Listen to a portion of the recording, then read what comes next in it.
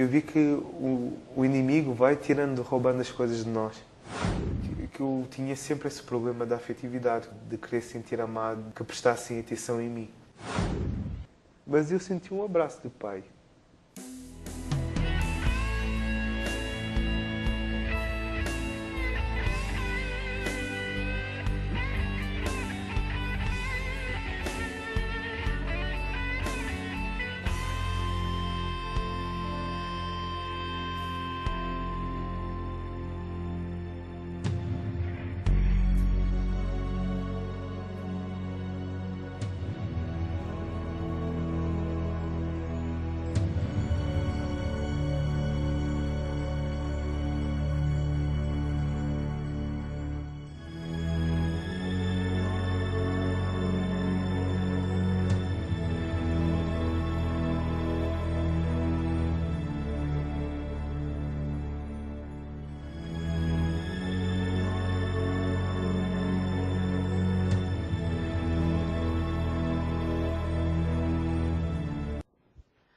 Olá, estamos de volta com o nosso programa Histórias em Oração. Hoje nós temos um programa muito especial e queremos dedicá-lo a todos os nossos irmãos que nos acompanham lá em Portugal. É o testemunho de um jovem chamado André, da cidade de Lisboa. Ele que enfrentou muitas dificuldades na sua infância com a sua família, mas que encontrou em Deus a sua força. Acompanhe conosco. O meu nome é Jorge André Mendes Vaz Rocha. Eu tenho 22 anos. Eu sou natural de Lisboa. Os meus pais nasceram em Cabo Verde, que é uma ilha, um arquipélago em África. E muitos jovens já emigraram para Portugal e para tentar a sorte e melhores condições de vida e conheceram-se aqui. A minha infância, foi muito feliz. Eu tinha uma família bem estruturada, o meu pai e a minha mãe, e tinha 2 irmãs. Quando eu nasci, eu fui um caso surpresa, porque a minha mãe não estava contando em me ter, assim. O médico tinha-lhe falado que eu era um bebê de alto risco, que seria melhor para ela abortar, mas a minha mãe era uma mulher muito de fé. Ela, desde o momento, ela consagrou-me a Nossa Senhora. Então, quando eu nasci, muita gente ficou envergonhada, né? Era gente que tinha falado que era para a minha mãe abortar e, afinal, eu tinha nascido forte, né? Gordinho, que falavam. Quero acompanhar o caminho desta família.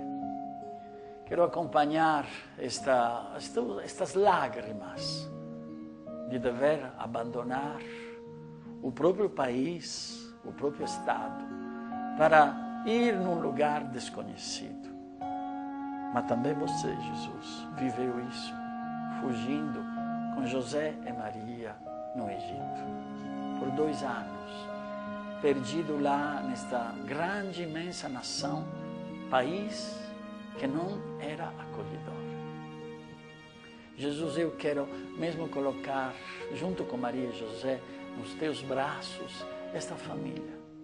Só que, passado uns tempos, as coisas começaram a mudar em casa. O meu pai trabalhava como pintor, aí foi solicitado para poder fazer trabalhos fora, numa ilha, que é a Ilha da Madeira. E o trabalho dele pedia que ele ficasse uma semana fora, 15 dias fora, mas que regressasse a casa. Até que houve um dia que o meu pai não voltou, não é? A minha mãe ligava para saber dele, né? E aí o patrão falava que não sabia dele. As pessoas que moravam com ele falavam que não sabiam de nada. Até que um dia a minha mãe começou a insistir tanto na ligação que um dia a minha mãe conseguiu ligar para ele. E ele falou para a minha mãe começar a preparar os papéis do divórcio. Para a minha mãe foi um choque enorme. Em casa começou uma agitação tremenda. Mas a minha mãe realmente não tinha caído a ficha que o meu pai ia embora, que o meu pai não ia voltar para casa. Por ligações de familiares, a minha mãe descobriu que o meu pai tinha chegado a Lisboa e que o meu pai estava na casa da mãe dele. Aí a minha mãe pegou em mim, eu estava meio adoentado, e fomos lá, a minha mãe com a intenção que ele realmente iria voltar para casa. Eu lembro-me que eu tentei chegar ao pé dele, né? Ele estava sentado, eu era muito pequenino, e eu encostei no peito dele assim, e falava assim: pai, quando é que vais voltar para casa? E ele, sem olhar para mim, ele falou assim: não, o pai agora não pode voltar para casa. E aí a minha mãe queria saber se ele ia abandonar os filhos dele, se ele ia deixar que os filhos dele ficassem, crescessem sem pai. Naquele desespero de mulher assim que vai se separar, não é? E aí, em casa, eram dias terríveis, porque a minha mãe passava os dias chorando, as minhas irmãs na escola baixaram o rendimento, eu também lá na escola eu não compreendia, mas também ficava um pouco mais triste por causa toda da situação em casa. Fomos uma vez a uma casa de bruxaria, feitiçaria, aquelas casas que falam que conseguem recuperar amor e coisas assim. Até que um dia a minha mãe recebeu o meu avô em casa e o meu avô pediu que a minha mãe pensasse numa proposta. E essa proposta seria que as minhas duas irmãs fossem para a França a fim de terem melhores condições de estudo, de vida e melhores condições mesmo.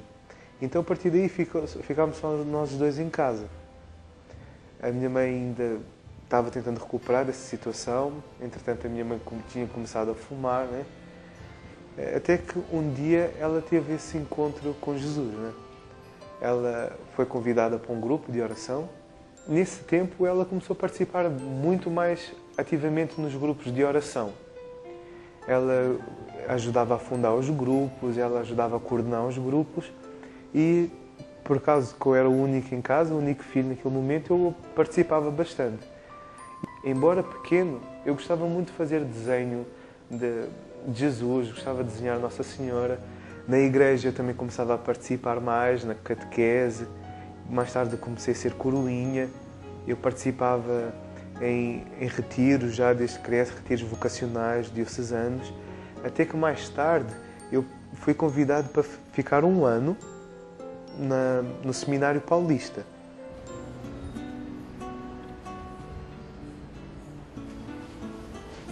Andrés, como estás? Estou bem.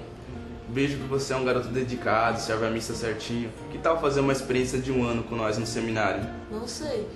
Tenho que ver com minha mãe. Isso vai ser bom para sua caminhada, pense bem. Vou pensar. Você vai gostar, vai ser bom. O meu desejo por Deus naquela altura já era tão grande que eu sentia o desejo de ser padre. E eu tinha esse desejo no meu coração, até que eu concretizou-se quando eu fui para o seminário.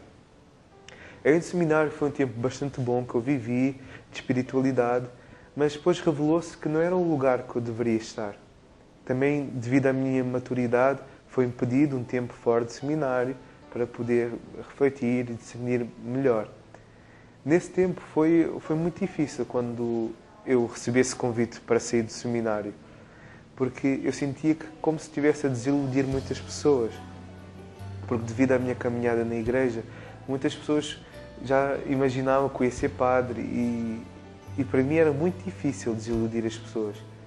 Desde que o meu pai foi embora, eu lembro que eu tinha sempre esse problema da afetividade, às vezes, era como se fosse uma necessidade de querer se sentir amado, de ser reparado, que prestassem atenção em mim. Então, quando eu fui sair do seminário, foi um tempo muito difícil, foi um tempo de fechamento. Jesus consola este jovem. Faz que este jovem possa superar rapidamente este fechamento, estas lágrimas, este não acreditar mais em nada, em ninguém. Como Jesus, ele se sentiu sozinho, você sabe. E tantos destes meus irmãos e irmãs que agora estão rezando comigo sabem o que significa perder o pai. Parece que o chão não tem mais.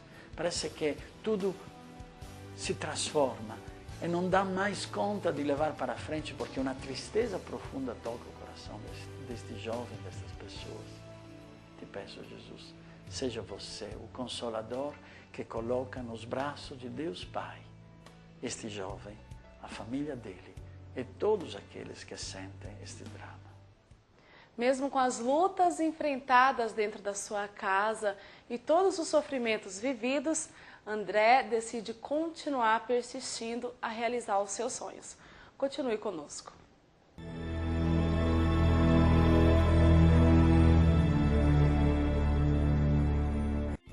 Localizada à Rua do Carmo, Sé, a Igreja Nossa Senhora da Boa Morte, ou da Dormição, desde 2009, passa 24 horas aberta. realizando um bonito trabalho de adoração eucarística, onde pessoas de várias regiões vêm fazer adoração. Celebrações diárias, grupos de oração, atendimento de oração e autoajuda. Venha nos visitar. Venha ser um adorador conosco. Jesus te recebe de braços abertos.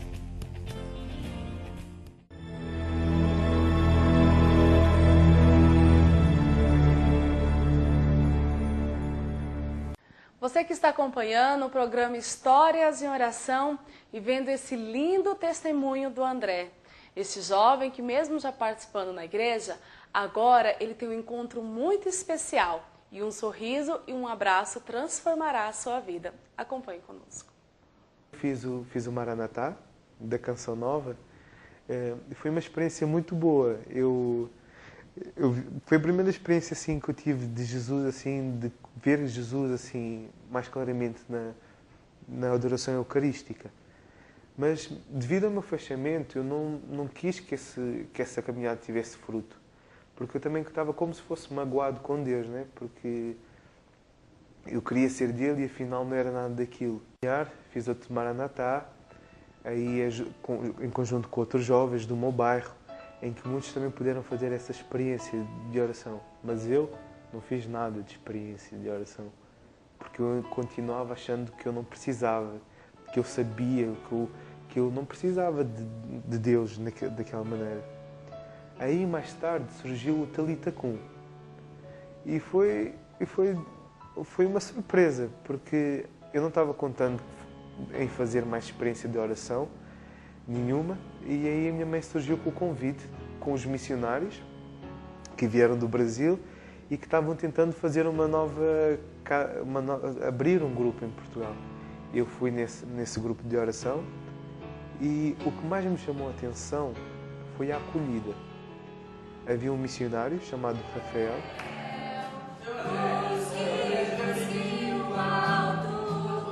Ele abraçou-me de uma maneira que eu nunca tinha sido abraçado antes. De uma maneira que eu me sentia amado. Sem mesmo conhecer, sem mesmo saber quem ele era, sem mesmo saber o que era aquele grupo, eu sentia amado através de um abraço assim, que ele me deu. Foi um abraço assim, muito forte. Até hoje não esqueço desse abraço. E passado assim, 15 dias, ele convidou-me para um encontro que iria ter chamado Talita Kum, que é um encontro de jovens, que era 3 dias. Aí eu disse assim, prontos, mais um encontro, que eu vou ficar lá 3 dias, eu vou sair do mesmo jeito. Eu arrumei as minhas coisas, assim, mais ou menos de má vontade, e fui. Quando cheguei lá, o mesmo missionário estava lá, não só ele, mas os missionários, numa alegria enorme, sempre com o sorriso nos lábios, sempre chegando perto para conversar, nunca deixando que a gente se isolasse, para que a gente pudesse também fazer como uma fraternidade ali no Talita Kum. Eu lembro que foi o Talita Kum mais pobrezinho que a gente fez lá na Europa. Eu lembro que a comida não era assim tão gostosa como hoje acontece. Eu lembro que não tinha lembrancinha como hoje acontece. Mesmo nessa pobreza, mesmo nessa falta de coisas, havia uma alegria, havia uma paz. Sentia-se a presença de Deus. E aí toda essa presença de Deus que eu sentia nesses missionários fizeram mudar toda a minha postura. Eu vivi um encontro assim muito profundamente. Até que chegou o momento de se lançar, que foi o momento mais forte do encontro. Nesse momento, foi a primeira vez que eu senti que Deus me piscou o olho, que Deus me seduziu de verdade. Aí, a seguir do Talita Kum, foi aquele fogo, aquela sede de querer falar para todo mundo que Deus é amor, que a gente quer mudar o mundo, que a gente quer falar ao jovem, ao pobre, ao necessitado, que Deus é bom, que Deus é mais, que Deus tem um projeto na vida. Eu te louvo ainda uma vez, Jesus, pelo teu amor infinito, por esta experiência deste jovem agora, de André, por exemplo, que através deste Talita Kum começa a perceber as maravilhas de Deus, começa a luz a entrar, começa aquele rio se tornar um rio sempre maior, porque a tua sabedoria, o teu raio de amor sempre se faz maior e sempre toca sempre mais o coração, que se esquenta sempre mais. Muito obrigado, Jesus, mesmo por esta experiência que estes filhos fazem, porque você vai agindo profundamente no sentido mais lindo, mais profundo da vida deles. Que você seja louvado, Jesus, sobretudo porque no momento certo você sabe tocar os nossos corações. Inserido na Aliança de Misericórdia na cidade de Lisboa, agora André se torna um evangelizador e tem um profundo desejo de anunciar a misericórdia de Deus a tantos jovens do seu país. No próximo bloco você vai acompanhar.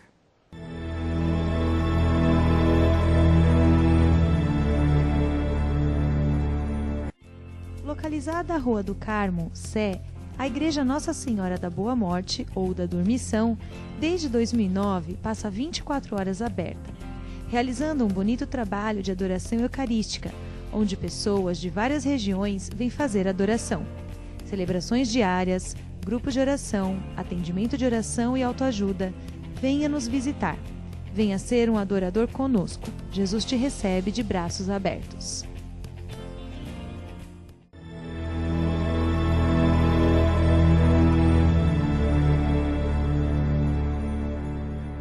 E você está acompanhando o testemunho do jovem André, lá da cidade de Lisboa, em Portugal. Ele que vem de uma infância sofrida e mesmo com muitas lutas, se encontrou no amor de Deus e se tornou um grande evangelizador na sua cidade. E agora, quantos sonhos maravilhosos ele tem a realizar. E o seu desejo é se tornar um missionário aqui no Brasil. Acompanhe o desfecho dessa história. Aí, com a direção espiritual, com os passos concretos, o diretor espiritual sentiu que havia necessidade de eu conhecer o meu pai. Então, sem eu saber, ele programou essa viagem para que eu fosse à Madeira conhecer o meu pai. E aí foi. Eu, quando fui para a Madeira para conhecer o meu pai, eu fui com a melhor roupa que eu tinha. Eu fui com gravata, eu fui com camisa, eu fui com o meu laptop, eu fui com a minha bolsa, com o meu casaco. Mas não para o meu pai ver que eu tinha crescido bem, mas porque eu queria mostrar ao meu pai que ele foi embora, que ele foi covarde, mas que ele nunca quis saber de nós, que ele nunca ligou para o Natal, que ele nunca ligou para dar um feliz aniversário, que ele nunca preocupou connosco, mas que eu tinha crescido e que eu não precisava dele para nada, né? Então, quando eu fui tudo numa postura de soberba. Eu fui lá na Madeira, e aí combinou-se o encontro com o meu pai. Quando eu fui, eu pensava que o meu pai era um homem forte, um homem com cabelo bonito, com um carro, com uma casa grande, todas essas imagens que eu sonhava do meu pai, eu pensava, né? E quando o meu pai surgiu na minha frente, o meu pai não que era um homem bonito. O meu pai era um homem cansado, era um homem com idade, era um homem arrependido, era um homem magoado, que por ter feito escolhas erradas na vida dele, ele não conseguia viver com isso.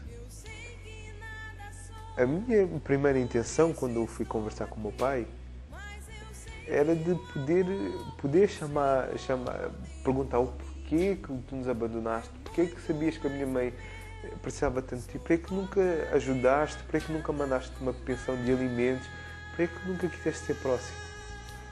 Quando eu olhei os olhos dele, eu vi que ele tinha uma profunda tristeza. Eu pedi primeiro perdão para ele também, porque eu tinha julgado muito ele na minha infância, eu tinha culpado ele de muitas coisas. E ele, de uma maneira super humilde, ele pediu perdão, né?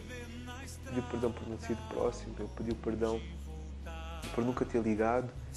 E ele pediu perdão por um dia ele ter desejado que eu não tivesse nascido.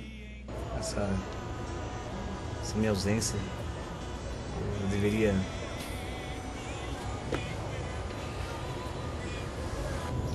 Eu acabei não vendo você crescer.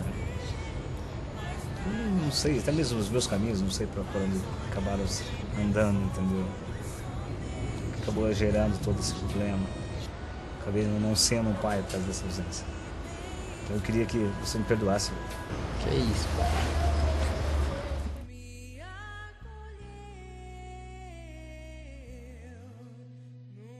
Quando o abracei, é estranho porque eu não conseguia chamar ele de pai, né? Mas eu senti um abraço do pai. Eu senti que, não só através do abraço do pai dele, que Deus me abraçava nesse momento.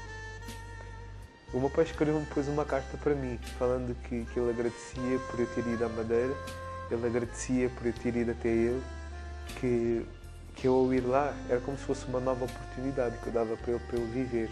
E 7 meses depois de eu conhecer o meu pai faleceu.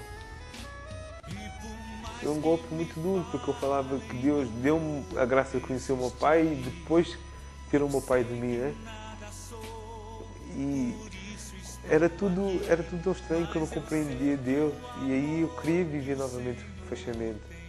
E aí eu vi que a coisa que o inimigo queria roubar de mim era o meu sorriso, era a minha alegria de querer ser de Deus. A partir daí eu pude construir uma relação com o meu pai mais espiritual, né? De poder pedir a intercessão de Deus, porque eu sei que ele sofreu muito e até hoje eu não condeno o meu pai por nada que ele tivesse feito, porque se ele não fizesse talvez eu não conhecesse um Deus tão maravilhoso, porque tudo é graça, assim. E esse passo concreto de conhecer o meu pai ajudou muito na minha caminhada, nas decisões. Aí também devido à caminhada depois que eu fiz, ainda de direção espiritual, o meu diretor espiritual convidou-me para ir para águas mais profundas. Foi-me pedido que eu pudesse vir agora dar 6 meses no Brasil, mas para que eu pudesse dar tudo para Deus, para que eu chegasse a Portugal esgotado. Depois há muitas pessoas que na inocência falam, mas André, Deus, tu podes fazer a vontade de Deus aqui também, não tens que ir para longe. A tua mãe vai ficar sozinha, a tua mãe vai ficar desanimada porque tu és o único apoio dela. E a confirmação de eu entrar no primeiro ano foi dela, porque eu liguei para casa falando assim, mãe,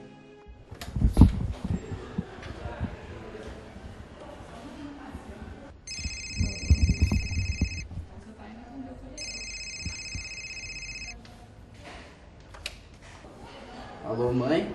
Alô, André? Que saudade! É, sou eu, o André. Como tá todo mundo aí? Tudo bem. Pra falar uma notícia, não sei se a senhora vai aceitar ou vai ficar feliz. Ai, André, eu senti isso no meu coração. Seja feita a vontade de Deus. Ah, que bom, mãe. Então fica com Deus, um abraço, eu também te amo, mãe. A partir desse momento eu senti todas as forças que eu precisava para poder entrar. Aí eu percebi o quanto Maria pôde apoiar Jesus. O que eu vou fazer no futuro, não sei. O meu desejo de ser padre, não sei. Eu agora sou... O mais importante agora é ser de Deus. Não importa o seu passado, não importa você não ter recebido amor, não importa. O que importa é que você tenha sempre o desejo de crescer de Deus. Não importa aquilo que fizeram com você, importa aquilo que você fez com aquilo que fizeram com você. E esse sentimento, gratidão com Deus.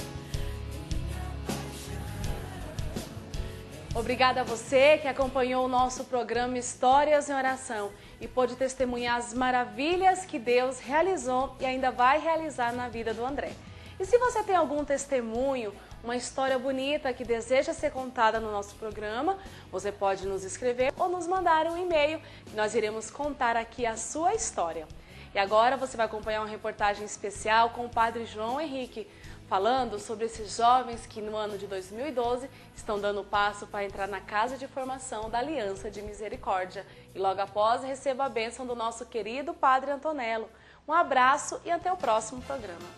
Aqui, Botucatu é a Casa de Maria, onde Maria forma os missionários como André, que estamos conhecendo neste programa, e onde eles se formam por 2 anos de caminho, depois continua a formação nas fraternidades no Brasil inteiro e agora também na Europa, de onde André está chegando do Portugal. Escola de Maria, porque da Maria aprendemos as pequenas coisas da vida cotidiana, da vida humana.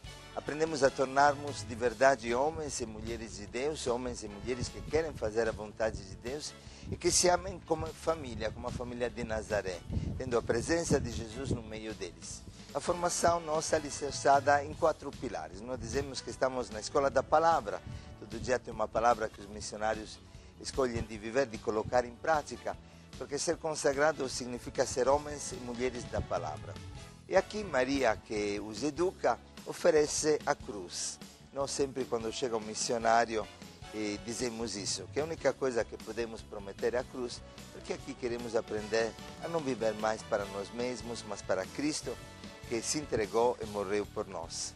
E para nós viver é Cristo e dar a vida para os outros, e esse exercício bonito que gera tanta alegria de poder se doar sem reservas para aqueles que precisam. Então, louvamos a Deus mesmo, louvamos a Deus porque também lá na Europa, como você vê na Polônia, na Itália, na Bélgica, no Portugal, na França, Deus nos está chamando como Aliança de Misericórdia para poder proclamar o Evangelho. Nós queremos, com você, anunciar no Brasil e no mundo inteiro aquilo que é o próprio do nosso carisma, evangelizar para transformar e fazer de você evangelizado um evangelizador. Que Deus possa te abençoar, possa te dar esta grande dom, porque é a felicidade da pessoa que se dá para Deus. Deus te abençoe, possa te dar tanta graça e tanto fogo no Espírito, em nome do Pai, do Filho e do Espírito Santo. Amém. Tchau. Deus te abençoe.